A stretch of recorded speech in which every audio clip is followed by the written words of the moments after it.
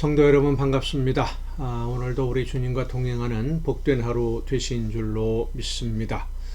이 시간 우리가 함께 이 가정 예배를 통해서 은혜를 나눌 본문 말씀 요한복음 21장 4절부터 7절까지에 있는 말씀입니다. 요한복음 21장 4절부터 7절까지에 있는 말씀 봉독합니다. 날이 새어갈 때에 예수께서 바닷가에 서셨으나 제자들이 예수이신 줄 알지 못하는지라. 예수께서 이르시되 얘들아 너희에게 고기가 있느냐 대답하되 없나이다. 이르시되 그물을 배 오른편에 던지라 그리하면 잡으리라 하시니 이에 던졌더니 물고기가 많아 그물을 들 수 없더라. 예수께서 사랑하시는 그 제자가 베드로에게 이르되 주님이시라 하니 시몬 베드로가 벗고 있다가 주님이라 하는 말을 듣고 겉옷을 두른 후에 바다로 뛰어내리더라. 아멘. 예수님의 제자들을 보면 이해가 안 되는 부분들이 몇 가지가 있습니다. 그 중에 하나가 예수님이 하나님의 나라에 대해서 말씀을 가르치시고 또 예수님이 이 세상에 오신 것이 제물이 되시기 위해서 대속의 제물이 되시기 위해서 오셨다는 것을 수없이 반복해서 말씀하셨는데도 예수님이 십자가에서 죽임을 당했을 때 누구도 예수님의 부활을 생각한 사람이 없다는 겁니다. 부활에 대해서 예수님이 여러 번 언급하셨지 않습니까? 그런데 예수님의 부활을 생각하는 사람이 아무도 없었어요. 혹시라도 예수님이 이런 말씀을 하셨는데 부활에 대해서 말씀하셨는데 혹시 그런 일이 정말로 있지 않을까? 이런 생각, 그런 기억조차도 제자들은 가지고 있지 않았어요. 오히려 예수님을 처형하는 데 앞장섰던 제사장들이나 바리새인들은 예수님의 생전에 말씀을 전하시면서 부활을 이야기하셨다라는 것을 기억하고 있었고 3일 후에 부활한다 라고 하는 예수님의 말씀을 기억하고 있었고 제자들이나 예수님을 따르는 사람들이 예수님의 시신을 훔쳐다가 감추어두고 예수님이 부활하셨다라고 할 수도 있다. 그걸 염려해서 무덤을 봉인하고 사람을 시켜 지키게 해달라라고 빌라도에게 요구하지 않습니까? 큰 돌로 무덤문을 가로막고 봉인을 하고. 그런데 제자들은 누구도 예수님의 부활을 믿지 않았습니다. 베드로와 요한은 예수님의 무덤이 비어있는 것을 보고도 그대로 집으로 가버립니다. 예수님의 말씀을 기억하지 못하는, 생각하지도 않는 사람들이었다라고 하는 겁니다. 실제로 그런 일이 일어날 것이라고는. 그 후에도 이 제자들은 부활하신 예수님을 만났어요. 만났으면 더 이상 두려워서 숨어 있지 말고 나와서 사람들에게 예수님이 부활하셨다고 이야기할 수 있어야 되지 않겠습니까? 그런데 예수님의 부활을 전하려는 사람은 제자들 중에는 없어 보입니다. 그리고 할 일이 무엇인지 모르니까 물고기나 잡으러 가야겠다 이런 생각을 하는 사람들이 바로 제자들이라는 겁니다. 왜 예수님은 이런 사람들을 제자로 선택하셨을까? 좀 이해하기가 어려워요. 제자들의 어떤 부분을 보셨기에 많은 사람들 중에 그 당시 예수님을 따르는 사람들이 상당히 많았는데 그 많은 사람들 중에 이 12명을 그 중에 한 사람은 예수님을 배반하고 목숨을 스스로 끊었습니다마는 어쨌든 이 사람들을 특별히 제자로 선택하신 이유가 도대체 뭘까? 어떤 조건을 보고 그들을 선택하신 것일까? 우리가 알지 못하는 예수님만 보신 무엇인가가 제자들에게 있었던 것이 아닐까요? 오늘 본문 말씀에서 그 이유 중 여러 가지 그 제자들을 선택하신 이유 중에 하나의 조건을 찾을 수 있을 것 같기도 합니다. 밤이 새도록 물고기를 잡다가 지친 제자들, 물고기가 잡히면 지치지 않습니다. 힘이 안 들어요. 그런데 물고기가 안 잡히면 뭔가 일을 했는데 열매 거두는 게 없으면 더 빨리 지치게 됩니다. 밤새도록 고기를 잡았는데 한 마리도 잡지 못하고 지친 제자들에게 누군가 호숫가에서 고기를 잡은 것이 있느냐라고 묻습니다.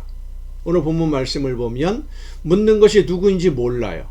그런데 제자들은 없다라고 대답을 하고 그물을 배 오른편에 던지면 고기를 잡을 것이다 라고 하는 그 누군지 모르는 그 사람의 말에 제자들은 그물을 배 오른편에 던집니다.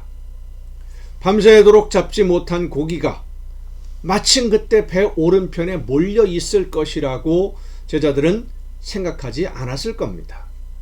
제자들이 그물을 던지는데 오른편에도 던지고 왼편에도 던지고 이쪽 저쪽 다 던져보지 않았겠습니까?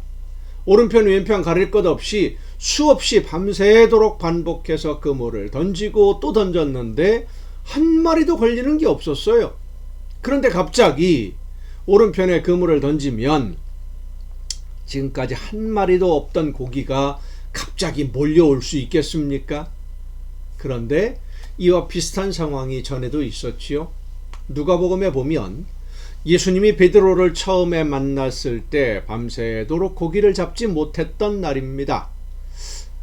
호숫가에 배를 대고 그 다음 날을 위해서 그물을 씻고 있을 때 예수님이 그 배에 오르셔서 말씀을 전하시고는 깊은 데로 가서 그물을 내리라 라는 예수님의 말씀에 이 베드로가 배를 깊은 곳으로 끌고 가서 그물을 내렸고 고기를 잡았었는데, 자, 이번에는 배 오른편에 그물을 던지라.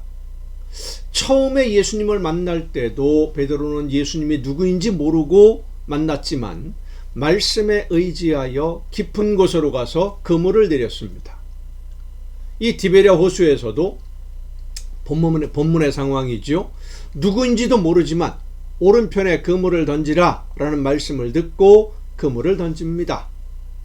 어떤 사람은 오른편에 그물을 던지라 라고 하는 이 예수님의 말씀이 오른쪽 보수 우파, 그러니까 오른편이니까 우파를 상징하는 것이고 왼쪽은 좌파, 진보 좌파를 상징하는 것이기 때문에 보수 우파로 가야만 예수님의 말씀에 순종하는 것이다, 뭐 이렇게 말하는 사람도 있는데, 정말 그렇게 생각하는 사람은 하나님의 말씀을 전하는 일꾼이라고 할 수 없습니다.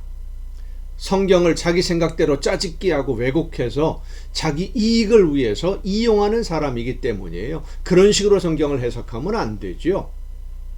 중요한 것은 오른편이냐 왼편이냐가 아닙니다.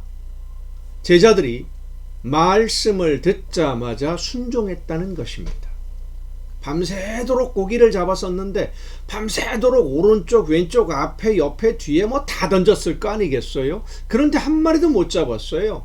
그런데 예수님의 말씀에 이른 새벽이죠. 아직 어스름, 호숫가에 서 있는 사람이 누구인지 알아보지도 못할 정도로 아직 어둠이 가시기 전입니다. 그런데 오른편에 그물을 들이라, 그 말을 듣고 오른편에 그물을 던지는 겁니다. 순종했다는 거예요.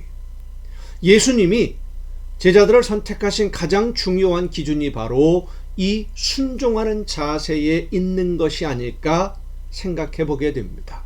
물론 제자들은 처음에는 누구에게 순종할 것인지 잘 몰라서 허둥대기는 했습니다마는 성령이 임하시고 나서 그들은 누구에게 순종해야 하는지를 분명히 알았습니다. 그래서 사내들인 공회, 예수님에게 사형 판결을 내렸던 공회죠. 제자들이 거기에 잡혀갔을 때 재판을 받으면서 제자들은 담대하게 제사장들과 바리새인들에게 이야기합니다. 하나님의 말씀을 따르는 것과 사람의 말을 듣는 것 중에 어느 것이 옳은지 너희가 판단하라. 얼마나 담대하게 말했는지요. 순종하는 사람, 하나님이 부르시는 일꾼은 순종하는 사람이어야만 합니다. 순종은 하나님의 일꾼이 되는 첫 번째 조건입니다. 성령이 순종의 대상이 누구인지를 알려주실 때, 하나님이 원하시는 뜻이 무엇인지를 알려주실 때 그 인도하심을 따라 순종하는 일꾼이 하나님이 기쁘게 이 일을 맡기시는 일꾼이 되는 것이고, 하나님이 원하시는 열매를 맺어서 하나님에게 기쁨을 드리는 자녀로, 성도로, 일꾼으로 하나님께 쓰임받는 성도가 된다고 하는 사실입니다. 제자들은 순종하는 사람들이었습니다. 그래서 다른 여러 조건 따져보면 부족한 것이 많아 보여도 그들은 하나님의 나라를 위해 일하는 일꾼이 된 것입니다. 성도 여러분, 순종을 다시 한번 생각해 보십시다. 하나님이 원하시는 뜻이 무엇인지를 생각하고 나에게 맡기신 사명이 무엇인지를 지금 다시 한번 생각해 보고 하나님이 나에게 맡기시는 일에 즉시 순종해서 하나님이 원하시는 일을 이루어가는 여러분 모두가 될 수 있기를 간절히 바랍니다. 기도하시겠습니다. 오늘도 저희들을 통하여 놀라운 역사를 이루기를 원하시는 아버지 하나님, 하나님이 계획하신 일들을 이루기 위해서 성령의 역사하심을 통해 저희들에게 깨닫게 해주시고 말씀해 주실 때 하나님의 말씀을 듣고 순종함으로써 온전히 순종함으로 하나님이 기뻐하시는 뜻을 이루어가며 열매로 하나님께 기쁨 드리는 우리 모두가 되게 하여 주시옵소서. 이 모든 말씀을 예수님의 이름으로 기도하옵나이다. 아멘. 여러분 오늘도 수고 많으셨습니다. 내일 또 정한 이 시간 이 가정 예배를 통해서 여러분 모두 함께 다 같이 반갑게 기쁘게 만날 수 있기를 바랍니다. 내일 뵙겠습니다.